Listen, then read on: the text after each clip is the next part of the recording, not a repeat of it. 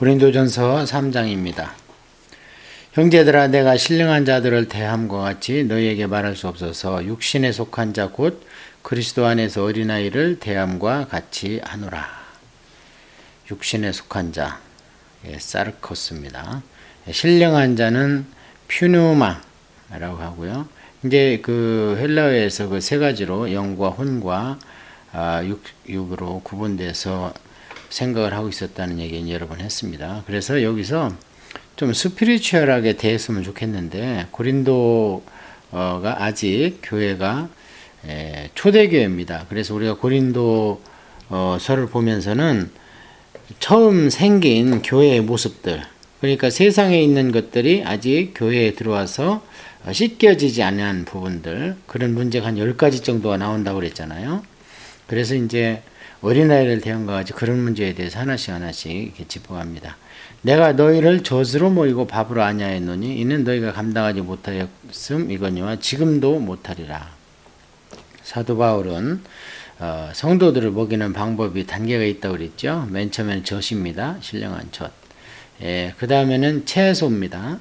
그 다음에 밥입니다. 그 다음에 고기입니다. 그리고 이제 우리가 영적으로 대입을 해볼 줄 알아야 됩니다. 영적으로 대입한다는 얘기는 우리가 음식을 먹는 것 같이 영적으로도 그렇게 섭취를 한다, 이렇게 생각하시면 되고요. 그래서 처음에는 이제 먹이는 게 엄마가 아기를 신령한 젖을 먹이는 것처럼 이제 성도들이 거듭나면 바로 교회에서 그렇게 도를 가르치는 겁니다. 이제 그러다 조금 크면요, 막 집어 먹습니다. 재미 붙이면. 그게 뭐냐면은 어린애들과 마찬가지로 말씀의 신령한 맛을 보면요, 분별 없이 이제 책도 보고 분별 없이 막 여기저기 인터넷에서 설교 듣고 하다가 배탈이 자주 납니다. 그러다가 이제 사춘기 정도 되면은 이제 육신으로 우리가 몸으로 생각하는 거예요. 사춘기쯤 되면은요, 서로 누가 센가 다툽니다.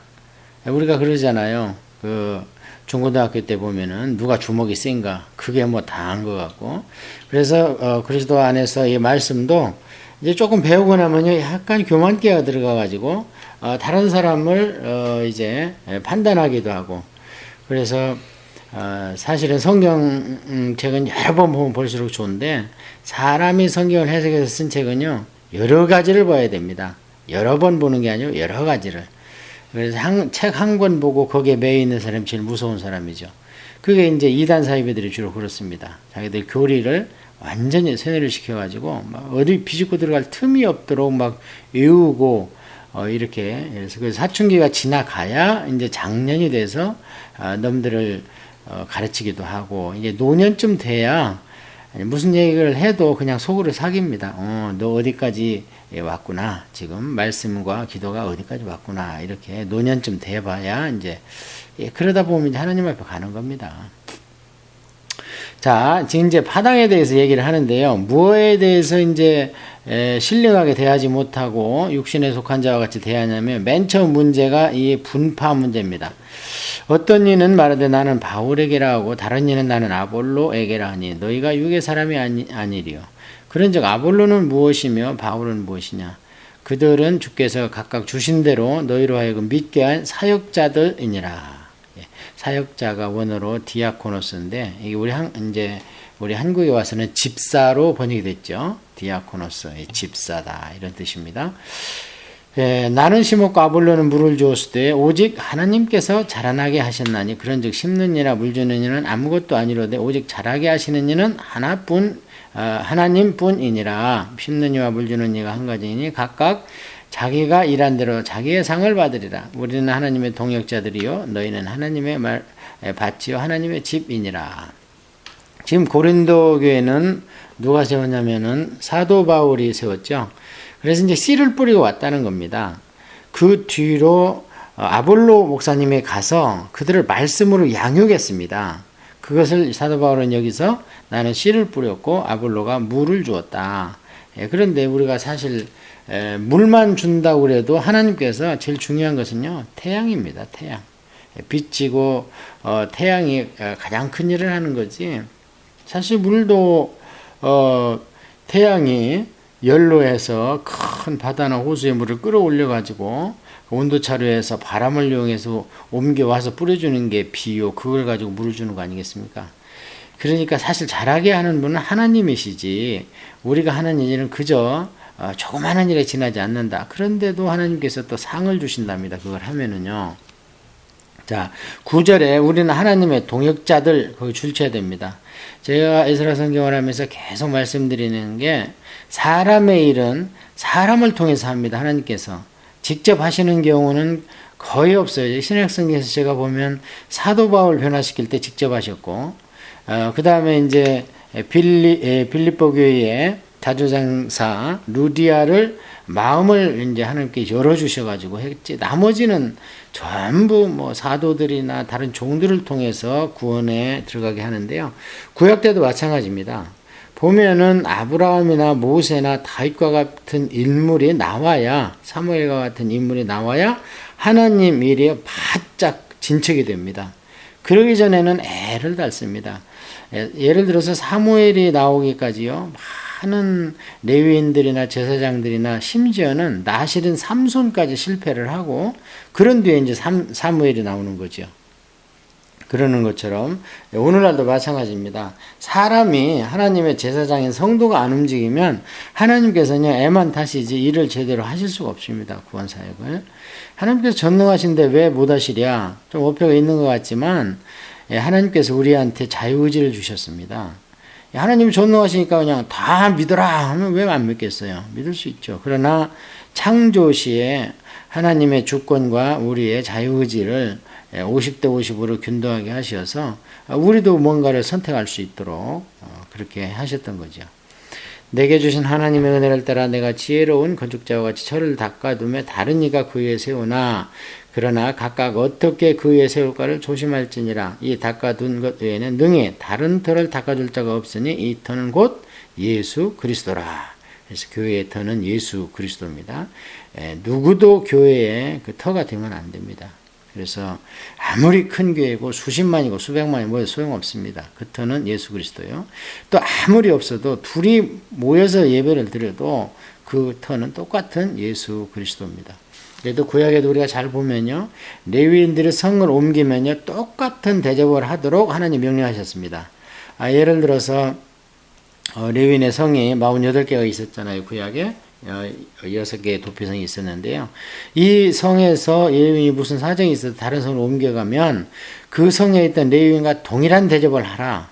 이런 거. 그래서 한때는 우리 그 한국에서도 통합 측에서 그런 일이 있었죠. 큰 교회에서 조금 더 내서 목사님 시골에 개척교회나 사례에 거의 균등하게 우리가 한번 해보자. 이게 성경적이다. 근데 들 리가 없습니다. 만일 누구든지 금이나 은이나 보석이나 나무나 풀이나 집으로 이 터 위에 세우면 각 사람의 공적이 나타날 터인데 그날이 공적을 밝히는 이는 불로 나타내고 그 불이 각 사람의 공적이 어떠한 것을 시험할 것임이니라. 만일 누구든지 그 위에 세운 공적이 그대로 있으면 상을 받고 누구든지 그 공적이 불이라도 공적이 불나면 해를 받으리니 그러나 자신의 구원을 받되 불 가운데 받은 것 같이 받으리라. 이게 참 보면은요 예수님이 비슷한 말씀 하셨습니다. 창수가 안 하면 모래 위에 집은 그냥 무너진다. 이런 같은 말씀을 하셨는데 여기서 우리가 듣게 할 것은 지금 이 편지를 받는 사람들은 성도입니다. 그래서 그런 환난 여기서 이제 불 가운데 구원받는다. 이것은 이제 환난을 얘기하는 건데요. 그 구원은 받되 불 가운데서 힘들고 어렵게 구원을 받는다. 천국에서 있어 불시험을 한다는 게 아니고 환난을 통해서 이 교회에서 구원받은 사람을 어떻게든 하나님이 참고 견인하고 끌고 가신다. 그래서 예수 그리스도 위에 세운 교회라고 지금 바로 위에 말했잖아요. 그런 예수 그리스도 위에 세운 교회라 하더라도 반드시 환난이 있다는 겁니다. 왜요? 인생의 성경대로 못하니까 성도나 지도자나 누구든지. 그래서 하나님은 이제 애 같아서 할 수 없이 환난을 줍니다. 그래서 성도는 환난을 통과합니다. 그건 우리가 명심해야 돼요. 성도는 환난을 통과합니다. 신약성경에 어디에도 그렇게 나와 있고 구약성경 보십시오. 숫자가 적어서 그렇지 그들이라 환난 안 받았습니까? 바벨론 포로로 잡혀간 사람도 환난을 받았고 돌아온 사람도 환난을 받았고 다 환난 가운데 그걸 이겨내야 구원을 받는데요. 그럼 환난 안 받는 사람이 있지 않느냐? 있을 수 있죠. 그런데 누가 육신의 생각으로 살면서 정말 죄 없는 예수님들을 믿고 살 수 있습니까? 그래서 정도의 차이는 있지 환난은 있습니다. 단 진노가 없습니다. 성경에서 진노는 안 믿는 자, 멸망받은 자들 나타날 때 퍼붓는 겁니다. 그래서 그 요한계시록이 3대 7중재앙으로 전개됩니다. 처음에는 인재앙이요, 나팔재앙이요, 대접재앙으로 전개되는데요.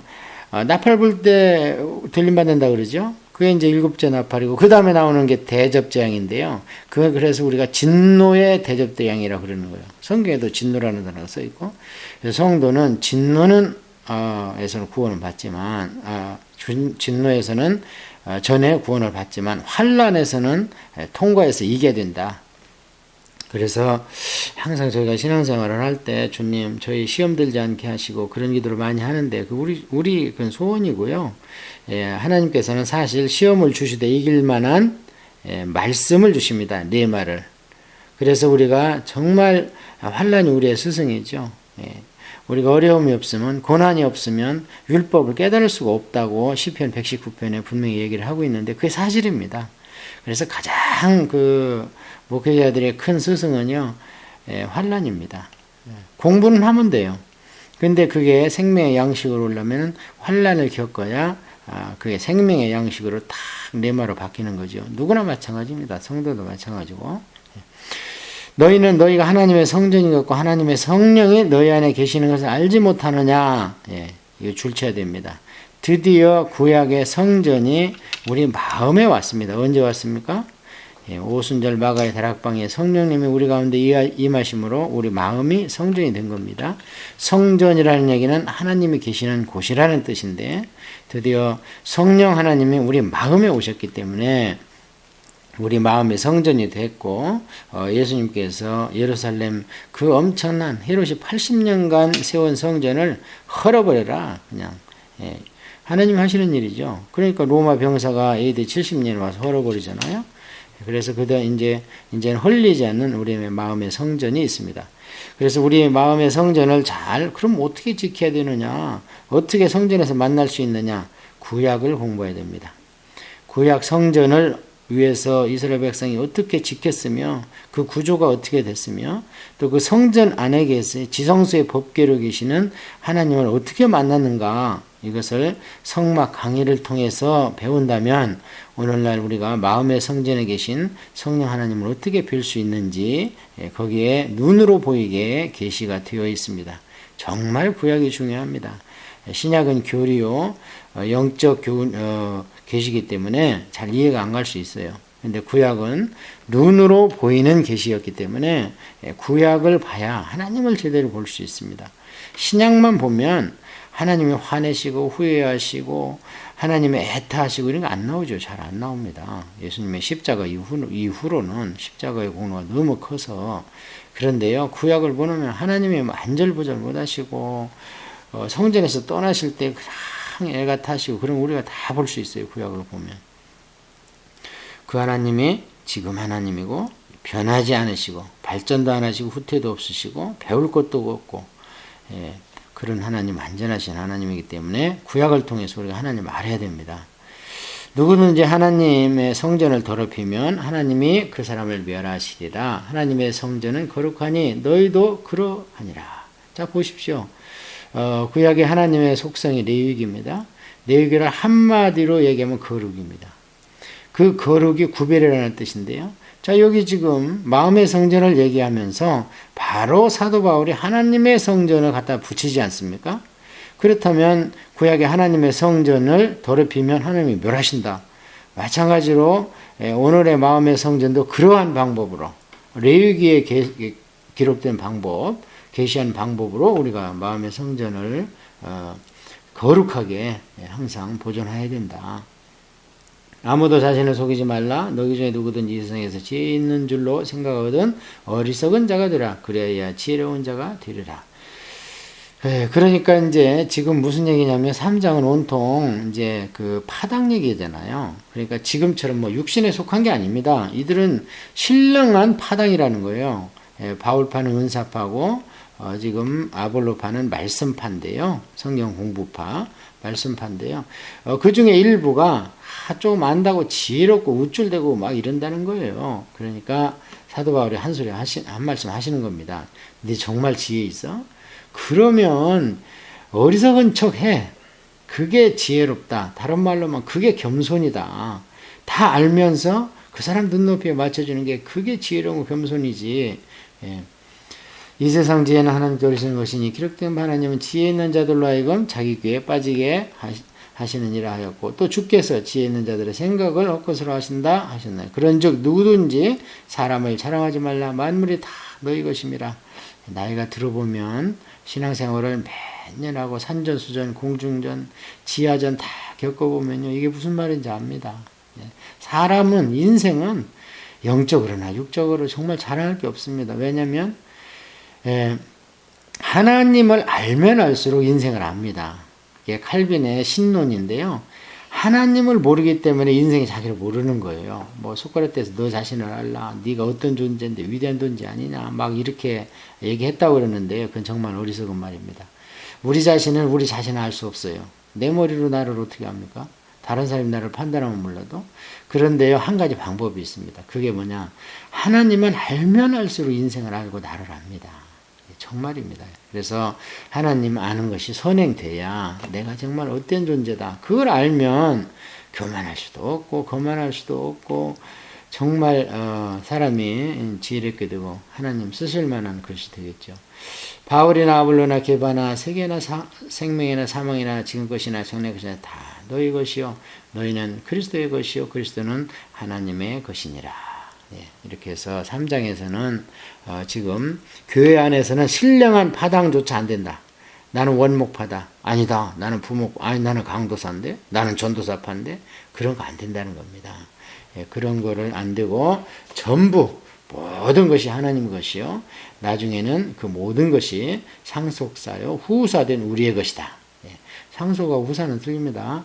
상속은 그냥 상속받는 후사는 상속은 법적인 상속인을 가리키지만 후사는 그걸 직접 받아서 통치하는 걸 얘기하는 거기 때문에 그렇습니다.